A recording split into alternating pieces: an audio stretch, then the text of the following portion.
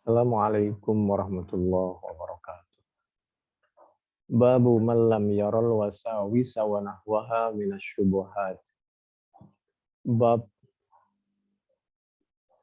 diantaranya agar kita meninggalkan sesuatu yang syubhat, yang tidak jelas. Di dalam Bukhari 2056, 5507, 7398, dan di dalam syarahnya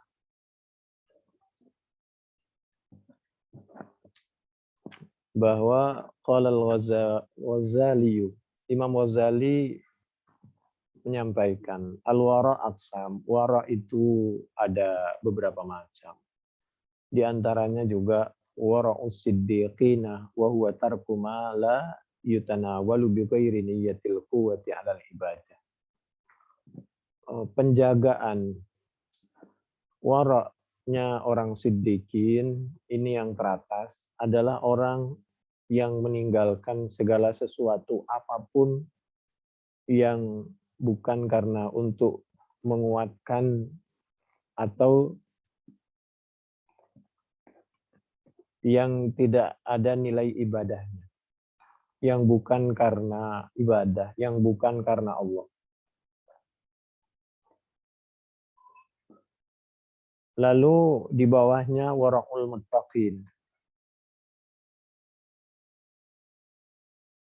Wara'ul muttaqin ini wa huwa tarku ma la syubhata fihi walakin yahsha ay yajurra ilal haram. Meninggalkan yang syubhat karena khawatir jatuh kepada sesuatu yang haram. Kalau tadi dijaga kemurniannya yang betul-betul karena Allah dan untuk Allah. Makan tujuannya karena ibadah. Kalau makan tujuannya bukan untuk ibadah, tidak akan pernah dilakukan. Jadi tidur niatnya untuk sehat, ibadah. Makan juga agar sehat untuk ibadah. Bekerja untuk berusaha, niat ibadah, dan seterusnya. Kalau tidak, maka sama dia akan ditinggalkan. Yang di bawahnya wara'ul muttaqin adalah orang yang meninggalkan yang tidak jelas, khawatir jatuh kepada yang haram. Apa saja yang tidak jelas, makanan, minuman, waktu, tempat, segala macam. Berikutnya di bawahnya adalah wara'us salihin. Wara'us salihin ini tarkuma yatatarruku ilaihi ihtimalut tahrim bisyarti ayyakuna lidzalikal ihtimal mauqi' fa'illam yakun fahuwa wara'ul maususin. Meninggalkan sesuatu yang dimungkinkan. Ketika ada dua kemungkinan, maka kalau tadi kan masih samar. Kalau ini jelas ada dua kemungkinan. Nah, untuk sesuatu yang mengandung dua kemungkinan, itu ditinggalkan oleh orang-orang yang soleh. Di bawahnya lagi.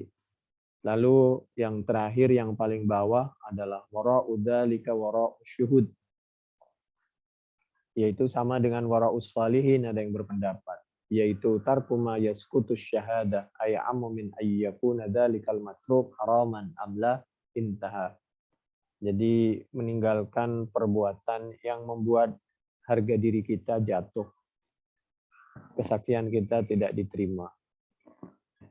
Jadi dulu itu Allah melalui nabinya mencontohkan agar kita menjauh dari sesuatu yang tidak jelas.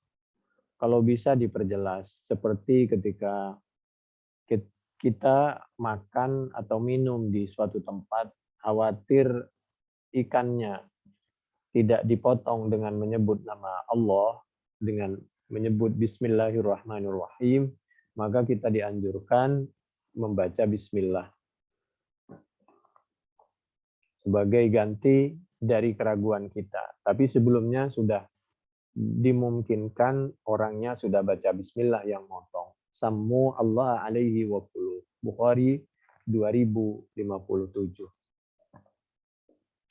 Dalam Bukhari 2058, menurut sahabat Jabir radhiyallahu anhu, qala bainama nahnu nusalli ma'an Nabi sallallahu alaihi wa alihi wasallam id aqbalat minasyam irun tahmilu ta'ama faltafatu ilaiha hatta ma baqiya ma'an nabi sallallahu alaihi wasallam illa 12 rajula fanazalat wa idza ra'au tijaratan aw lahwan faddu ilaiha. Berangkat dari Al-Quran surah Al-Jumu'ah ayat 11. Dulu itu kalau dhuhur, waktunya orang sholat itu, pedagang dari Syam itu datang. Mungkin memang karena perjalanan atau memang sengaja untuk mengganggu konsentrasi orang yang sedang sholat atau orang yang sedang mendengarkan khutbah dan dakwah Nabi Muhammad SAW. Di zaman itu banyak orang kesulitan atau orang butuh tertarik kepada perdagangan. Maka barang-barang dagang itu kalau datang itu ada bunyi-bunyian sebagai tanda bahwa barang-barang berdatangan. Maka waktu itu namanya manusia, orang-orang meninggalkan Nabi waktu khutbah, ada yang berpendapat sampai tinggal 12 orang. Lalu Allah menyampaikan melalui Al-Quran surah Al-Jumu'ah ayat 11 agar kita jangan mengulangi lagi meninggalkan Nabi, sholat sendiri, khutbah sendiri, tinggal 12 orang. Dan jangan sampai kita terkecoh dengan berbagai hal yang dilakukan oleh mereka. Di dalam hadis Bukhari 2059 dari sahabat Abi Hurairah radhiyallahu an, katanya Nabi bersabda, "Ya'ti 'alan nasi zamanun la yubali al-mar'u ma akhadha minhu aminal halal aminal haram." Aminal haram. Suatu ketika terjadi zaman di mana seseorang tidak memperhatikan rizkinya, apakah bersumber dari yang halal, aminal haram, atau bersumber dari didapat dari suatu yang haram. Artinya kita hati-hati dalam musim fitnah seperti itu dan seperti sekarang ini. Lalu yang terakhir yaitu hadis Bukhari 2060-2061 berangkat dari Al-Quran, yaitu surah An-Nur ayat 37. A'udzubillahi minasyaitonirrajim. Bismillahirrahmanirrahim. Rijalul la tulhihim tijaratu wa la bay'un an dzikrillah. La tulhihim tijaratu wa la bay'un an dzikrillah wa iqamis salati wa ita'iz zakati yakhafuna yawman tataqallabu fihi al-qulub wal absar.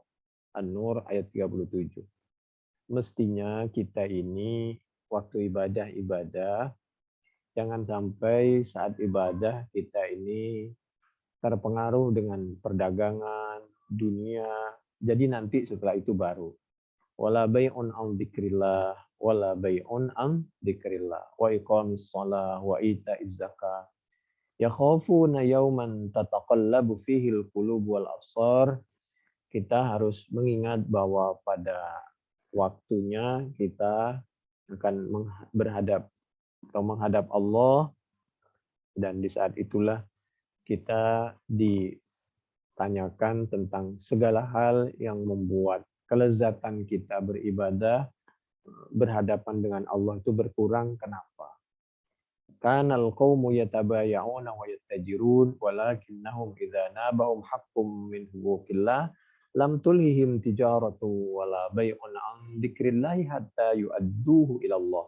Menurut Qatadah, dulu para sahabat itu waktunya berdagang, jual beli, tapi tidak menjauhi dan mengalahkan aturan-aturan dari Allah dan bisa membagi waktu. Demikian, mudah-mudahan bermanfaat. Ini hadis Bukhari 2056 sampai 2061, Fathul Bari juz 4 halaman 369 di sebelah kiri. sampai 374 di sebelah kanan. Demikian mudah-mudahan bermanfaat. Wallahu a'lam bishawab. Assalamualaikum warahmatullahi wabarakatuh.